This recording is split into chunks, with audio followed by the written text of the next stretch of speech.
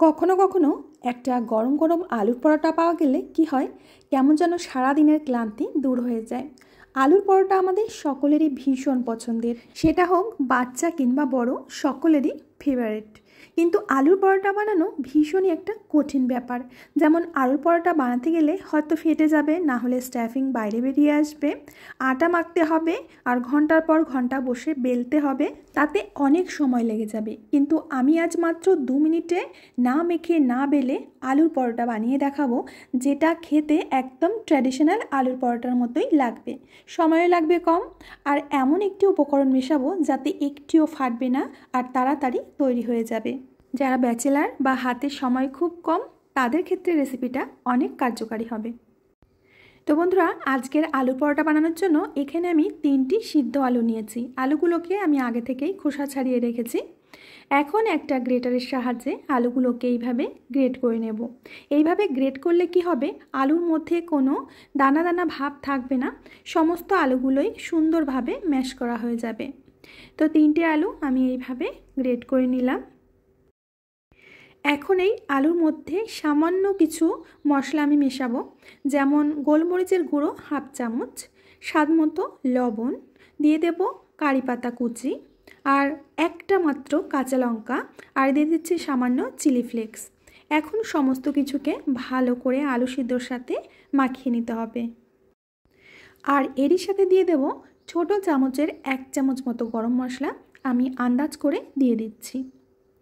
এখন আবারও ভালো করে মশলাটাকে মিশিয়ে নেব।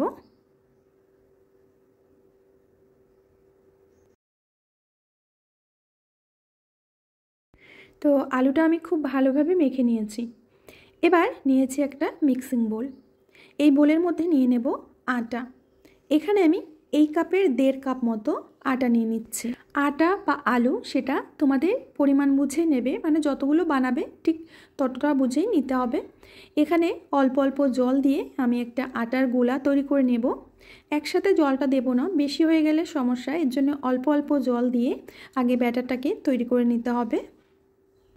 এখানে তোমরা আটার বদলে ময়দা দিয়েও পরোটাটা বানাতে পারো, কিন্তু ময়দা স্বাস্থ্যের পক্ষে ক্ষতিকারক, এর জন্য আটা দিয়ে বানানোই ভালো।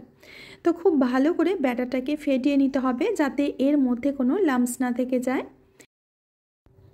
তো বন্ধুরা, এখন এর মধ্যে দিয়ে দেব আগে থেকে তৈরি করে রাখা আলুর স্টাফিংটা। তো এটা আমি অল্প অল্প করে দিচ্ছি, প্রথমে আমি একটু মিশিয়ে নেব, তারপরে বাকিটা দিয়ে দেব। আলুর স্টাফিংটা খুব ভালো করে কিন্তু ব্যাটারের সাথে মিশিয়ে নিতে হবে। যদি হ্যান্ড উইক্স দিয়ে মেশাতে অসুবিধা হয়, তাহলে হাত দিয়ে খুব ভালো করে মিশিয়ে নেবে। এখানে আমি আরও একটু জল দিয়ে দিচ্ছি, কারণ ব্যাটারটা অনেকটাই ঘন মনে হচ্ছে। এত ঘন ব্যাটার কিন্তু রাখা যাবে না। খুব ভালো করে মিশিয়ে নিয়েছি। এখন এর মধ্যে যে উপকরণ মেশাবো, এর জন্য আমাদের আলুর পরোটাগুলো একটাও ফাটবে না, আর খুব তাড়াতাড়ি তৈরি হয়ে যাবে, আর একটু ফুলকো ফুলকো হবে। তো বন্ধুরা, তার আগে আমি এর মধ্যে দিয়ে দিচ্ছি 1 চামচ চাট মশলা, সামান্য একটু হলুদ, আর কিছুটা ধনেপাতা কুচি। আবার সামান্য জল দিয়ে ভালো করে মিশিয়ে নেব। মেশানোর কাজটা কিন্তু খুব ভালোভাবে করবে, কারণ যত ভালোভাবে মেশাবে ততই কিন্তু পরোটাগুলো নরম তুলতুলে হবে। তো এখন এর মধ্যে যেটা দেব সেটা হলো 2 চামচ মতো রিফাইন্ড অয়েল। এতে পরোটাগুলো একেবারে নরম হবে। আর দিয়ে দেব 2 চামচ মতো সুজি। সুজিটা দিলে আমাদের পরোটাগুলো যত তাড়াতাড়ি তৈরি হয়ে যাবে, আর বাইরে পাশে একটু ক্রিস্পি হবে, খেতেও দারুণ লাগবে। খুব ভালো করে সমস্ত উপকরণগুলো মিশিয়ে নিচ্ছি। সমস্ত উপকরণগুলো মেশানো হয়ে গেলে কিছুক্ষণের জন্য আমরা রেস্টে রেখে দেব। এবার একটা কড়ার মধ্যে দিয়ে দিচ্ছি সামান্য সর্ষের তেল, আর দিয়ে দিচ্ছি এর মধ্যে 5 ফোড়ন, দিয়ে দেব কয়েকটি কারি পাতা, আর সাথে দিয়ে দিচ্ছি গ্রেট করা আদা। এখানে 2 চামচ মতো আদা আমি গ্রেট করে দিয়ে দিলাম। এখন সমস্ত কিছুকে একটু নেড়েচেড়ে মিশিয়ে নিতে হবে। আদাটা যখন হালকা ভাজা হয়ে যাবে, তখন এর মধ্যে দিয়ে দেব বড় সাইজের একটা পেঁয়াজ কুচি, সামান্য জল দিয়ে দেব। এবার পেঁয়াজটাকে 2 মিনিট মতো নাড়াচাড়া করে একটু নরম করে নিতে হবে। পেঁয়াজটা যখন ঠিক এরকম নরম হয়ে যাবে, তখন এর মধ্যে দিয়ে দেব কেটে রাখা আলু। 2টো সিদ্ধ আলু আমি আগে থেকে কেটে রেখেছিলাম। এবার খুব ভালো করে মশলার সাথে মিশিয়ে নেব। একেবারে সিম্পল, কিন্তু খেতে এত সুস্বাদু হয় তোমরা না খেলে বুঝবে না। এখানে স্বাদমতো লবণ দিয়ে দিচ্ছি, সামান্য একটু হলুদ দিয়ে দিচ্ছি, আর দিচ্ছি 1 চামচ সবজি মশলা আর চেরা কাঁচা লঙ্কা। সব কিছু মিশিয়ে ভালো করে একটু কষে নেব। নিচে যদি লেগে যায় সামান্য একটু জল দিতে পারো। খুব ভালো করে মশলার সাথে কষে নেওয়ার পর এখানে দিয়ে দেব জল। জলটা খুব বেশি দেওয়া যাবে না, মোটামুটি 1 বাটি মতো জল আমি এখানে দিয়ে দিচ্ছি। ভালো করে মিশিয়ে নিয়ে ঢাকা চাপা দিয়ে কিছুক্ষণ হাই ফ্লেমে রান্না করে নিতে হবে। প্রায় আমি 5 থেকে 7 মিনিট পর ঢাকনাটা খুলে নিচ্ছি। এবার খুব ভালো করে নেড়ে তরকারিটাকে একটু ঘন করে নিতে হবে। আর এটা কিন্তু একটু শুকনো শুকনো গায়ে মাখা ঝোল নামাতে হবে। তো এখন এর মধ্যে দিয়ে দিচ্ছি একটুখানি গরম মশলা। ভালো করে আবারও মিশিয়ে নেব। যেহেতু আমরা আলুর স্টাফিং ছাড়াই আলুর পরোটাগুলো বানাবো, তো পরোটার সাথে এই তরকারিটা খেতে কিন্তু দারুণ লাগবে। আর এই তরকারি হতে কিন্তু খুব বেশি একটা সময় লাগে না, কারণ সিদ্ধ আলু দিয়ে বানানো, তো এটা ঝটপটই তৈরি হয়ে যাবে। আর এটা একেবারে সাদামাটা, কিন্তু খেতে দারুণ লাগে। তো এটা তৈরি হয়ে গেল। তো এখন আমরা আলুর পরোটাগুলো বানিয়ে নেব। তো তোমাদের আমি দেখিয়ে দিচ্ছি ব্যাটারটা ঠিক কেমন আছে। এখানে কিন্তু আরও একটু আমি জল মেশাবো, কারণ ব্যাটারটা অনেকটাই ঘন আছে। এখানে সামান্য লবণ দিয়ে দিলাম, কারণ আমরা যখন ব্যাটারটা ফেটিয়েছি তখন কিন্তু লবণ দিইনি। তো খুব ভালো করে ফেটিয়ে একটুখানি জল দিয়েছি, তার জন্য ব্যাটারটা এরকম একটু হালকা হয়ে গেছে।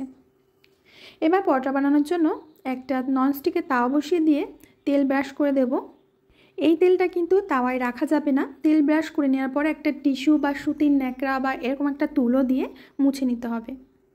এবার 1 হাতা মতো ব্যাটার আমি দিয়ে দিচ্ছি, দিয়ে হাতার পেছন দিকটা দিয়ে একটু বড় করে দিচ্ছি। এই পরোটাগুলো কিন্তু বেশি একটা মোটা রাখা যাবে না, একটু হালকা পাতলা করতে হবে। তো এখন অপেক্ষা করব মোটামুটি যতক্ষণ ওপরটা না শুকিয়ে যায়, ঠিক এরকম। তো ওপরটা শুকিয়ে গেছে, এবার উল্টে দিচ্ছি। লো আঁচেই কিন্তু পরোটাগুলো ভাজতে হবে। তো এপাশ ওপাশ করে পরোটাটাকে প্রথমে সেঁকে নিতে হবে। পরোটা সেঁকা হয়ে গেলে তারপরে দিয়ে দেবো এখানে 1/2 চামচ মতো ঘি। ঘিয়ের বদলে তোমরা তেল দিয়েও পরোটাটা বানাতে পারো, কিন্তু ঘি দিলে টেস্টটা ভালো হয়। তো এখন আবারও উল্টে দেব। এবার অপর পাশেও একটু ঘি দিয়ে দিচ্ছি। ঘি দিয়ে আবারও ব্রাশ করে দিচ্ছি। এবার পরোটাটা দেখবে যে হালকা হালকা ফুলতে শুরু করেছে, তোমরা দেখতেই পাচ্ছ। উল্টে পাল্টে এখন পরোটাটাকে ভেজে নিতে হবে। অনেকেই পরোটা একটু ক্রিস্পি খেতে ভালোবাসে, তো যদি ক্রিস্পি খাও দুটো পাশ একটু বেশি সময় নিয়ে সেঁকে নিতে হবে, তাহলে ক্রিস্পি হয়ে যাবে। আর নরম খেতে চাইলে একটু কম রাখবে। তো উল্টে পাল্টে পরোটাটাকে আমি ভেজে নিয়েছি। তো দেখতেই পাচ্ছ পরোটা ভাজা হয়ে গেছে আমাদের। এখন তুলে নেব।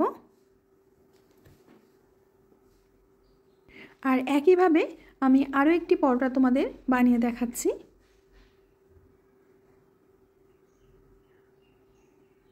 কোনো রকম মাখা বেলার ঝঞ্ঝাট নেই, স্ট্যাপিং ভরারও ঝঞ্ঝাট নেই, স্ট্যাপিং বাইরে বেরিয়ে আসারও সমস্যা নেই। ঝটপট করে এইভাবে খুব সহজেই আলুর পরোটা বানানো যায়। আর এটা খেতে কিন্তু একদম সেম টু সেম আলুর পরোটার মতোই হয়। একে একে আমি সবকটি পরোটা বানিয়ে নিচ্ছি। দেখেই বুঝতে পারছো যে পরোটাগুলো কতটা পরিমাণে নরম তুলতুলে হয়েছে। আমি একটা তোমাদের দেখিয়ে দিচ্ছি। তো বন্ধুরা, আশা করছি আজকের রেসিপিটা তোমাদের ভালো লেগেছে। ভালো লাগলে অবশ্যই লাইক কমেন্ট শেয়ার করবে। আমি আজ এখানেই বিদায় নেব। আবার আসবো নতুন রেসিপি নিয়ে। সবাই ভালো থেকো, সুস্থ থেকো।